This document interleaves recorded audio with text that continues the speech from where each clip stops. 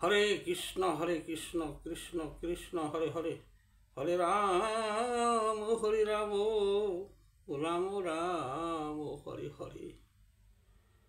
জয় রাধে জয় রাধে জয় রাধে। কৃষ্ণায় নম গোবিন্দায় নম। হরে কৃষ্ণ। আজ আমি আপনাদের সামনে যে আলোচনা নিয়ে আসছি তা হলো মনের ময়লা পরিষ্কার করবেন কিভাবে। আমাদের দেহের ভিতরে যে ময়লা হয় তাহা আমরা সাবান শ্যাম্পু যেভাবে হোক যাহা কিছু দিয়া আমরা পরিষ্কার রাখি। এখন যে মনের ময়লা পরিষ্কার যে হয় তা কি কর্ম করলে তা পরিষ্কার হবে। এখানে তারা সাবান শ্যাম্পু এতে তো মনের ময়লা দেহের ময়লা পরিষ্কার হবে, কিন্তু মনের ময়লা তার পরিষ্কার হবে না। তাই এই মনের ময়লা পরিষ্কার করার জন্য 5টি কাজ করলে মনের ময়লা পরিষ্কার হয়।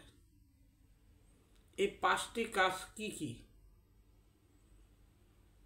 প্রথম, 1. আসনকে জয় করা। যে কোনো একভাবে বসে ভগবতীয় কথা শ্রবণ করতে হবে। এদিক ওদিক না তাকাইয়া মন ইন্দ্রিয়ের চালক। এই চালক যদি চোখে অন্যদিকে নিয়ে যায় ভাগবত কথা শুনতে ইচ্ছা হবে না। তাই নড়াচড়া না করে একভাবে বসে থাকতে হবে। কোথায় বসে আছে তা যেন খেয়াল না থাকে। যেভাবে বসে থাকুক, যদি মন যদি তার ওই ভগবতের দিকে বা যে কোনো একটা দিকে যদি তার নির্দিষ্টভাবে যদি এই মন যদি নির্দিষ্টভাবে তার স্থায়ী হয়, তাহলে সে যে এখানে বসে আছে কিনা এই আসনে তার কিন্তু এটা খেয়াল থাকবে না। এই গেল 1 নাম্বার। 2 নাম্বারে শ্বাস নিঃশ্বাসকে জয় করতে হবে। এই শ্বাস নিঃশ্বাস কিভাবে জয় করতে হবে? কোনো অস্থির হওয়া যাবে না, স্থিরভাবে বসতে থাকতে হবে। তখন শ্বাস নিঃশ্বাস এই প্রশ্বাস এই ধীরে ধীরে স্থিরভাবে সে বসে শ্বাস প্রশ্বাস চালন করতে হবে। আর অস্থির হইলে কি হবে? এই ভাগবত কথায় তার মন বসবে না। যখন শ্বাস প্রশ্বাস জয় হবে তখন শ্বাস প্রশ্বাস হচ্ছে কি না সে নিজেই বুঝতে পারবে না। তারও তখনও কিন্তু এদিক ওদিক তার কোনো খেয়াল থাকবে না। সে শ্বাস ফালাইতে আছে না ছাড়তে আছে বা নিতে আছে, এটা কিন্তু আপন ইচ্ছায় হইতেছে। আর যদি অস্থির থাকে শ্বাস প্রশ্বাসের সময় যে এদিক ওদিক, তাহলে কিন্তু ভগবানের দিকে তার স্থির হয় না। এই স্থির হইলেই মনের ময়লা পরিষ্কার হইতে থাকে। অস্থির লোকের মনের ময়লা পরিষ্কার করতে পারে না। আর একটা হইল 3 নম্বর হইল সঙ্গ জয় করা। সঙ্গ জয় করা মানে কি? যে এই জগতে আমরা অনেক সৎ অসৎসঙ্গ করি, আসলে কি আমাদের সৎসঙ্গ করা উচিত। কৃষ্ণ ভক্তের বা সৎ লোকের সঙ্গ করতে হবে। যদি অসৎ লোকের সঙ্গ করা হয় তাহলে কি তার মন কামে পাপাচ্ছন্ন হয়ে যায়। যেমন কৃষ্ণ কথা শোনার সময় যদি নানান কথা অন্য লোকে বলে তবে ভাগবত শোনার বিঘ্ন সৃষ্টি হয়। তাই সঙ্গ জয় করা উচিত। যে সেই সঙ্গে বৈশা যে ভালো কথা বা কৃষ্ণ কথা যা শ্রবণ করতে আছে, আশেপাশে যদি কোনো লোকে যদি বাজে পেশাল পারে বা নানান কথা বলে তার শোনায়, তার এই যে শ্রবণে বা তার বিঘ্ন ঘটে। এই বিঘ্ন ঘটলেও তার কি হয়, এই মনের ময়লা কিন্তু তাও পরিষ্কার হয় না। আর যদি তার মনের ময়লা পরিষ্কার হওয়ার জন্য একমাত্র সঙ্গের দরকার, সৎসঙ্গ বা কৃষ্ণ ভক্তের সঙ্গ করা উচিত। এখন আমাদের 4 নম্বর হলো ইন্দ্রিয় জয় করা। ইন্দ্রিয় জয় করা খুব কঠিন ব্যাপার। এই ইন্দ্রিয়কে জয় করার জন্য কত সাধু মহৎ তারা এই ইন্দ্রিয় জয়ের জন্য তারা কিন্তু অনেক কিছু ত্যাগ করে। তবে ইন্দ্রিয়কে জয় করতে হলে সাধারণভাবে এই 6টা জিনিস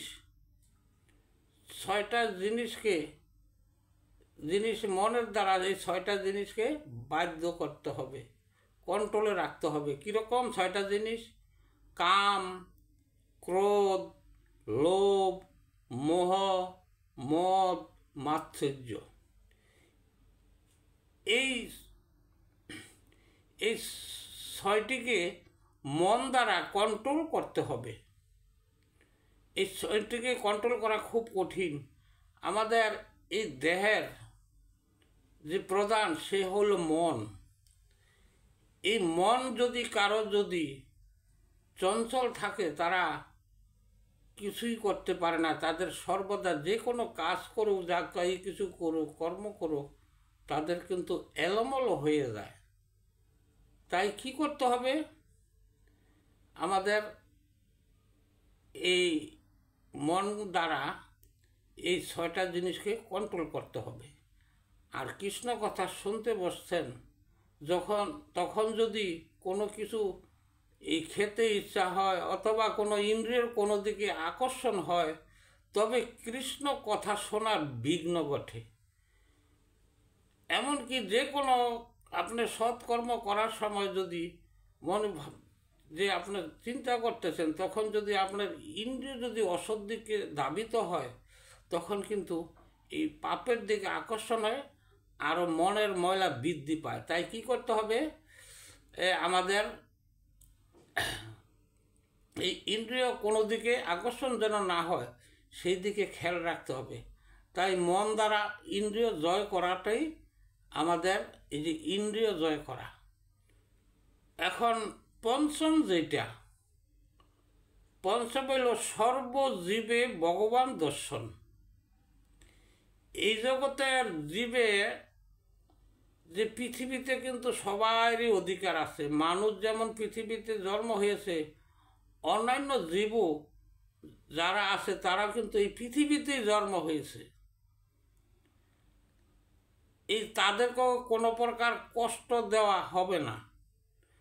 সকল জীবে ভগবান বিষ্ণু রূপে আছে, এই ভাবনাটা ভাবতে হবে। কারণ ভগবান বিষ্ণু যদি আত্মারূপে জীবের ভিতরে না থাকে, তাহলে জীব কিন্তু জীবিত থাকতে পারে না। যেমন যেই জীবগুলা দেহ ছেড়ে চলে যায়, এই দেহ ছেড়ে চলে যায়, কে চলে যায়? যেই জীবের আত্মাটা চলে যায়। এখন ওই আত্মাটাই ভগবানের কাছ থেকে আসা হচ্ছে, আর ভগবানের কাছে সে চলে যায়। এখন যেই কোনো জীবই হোক না কেন, তাদেরও আত্মা আছে। তাই সকল জীবই যে বিষ্ণু রূপে আছে, এই ভাবনাটা সব সময় ভাবতে হবে। এইভাবেই ভাবতে হবে, তবে সকল জীবে ভগবান দর্শন হবে। কারণ এই সর্বজীবে ভগবান দর্শন করার একমাত্র উপায়, সর্বজীবকে মনে করতে হবে যে এরাও ভগবানের অংশ দ্বারা তৈরি, বিন্দু অংশ দ্বারা ভগবান সর্বজীবের ভিতরে বিরাজমান। এভাবে যদি বোঝে, তাইলে কি করা যায়? এই সর্বজীবী ভগবান দর্শন করতে পারে। এখন এই 6টি কাজ করলেই মনের ময়লা দূরে চলে যায়। যেই 6টির কথা বললাম, এখন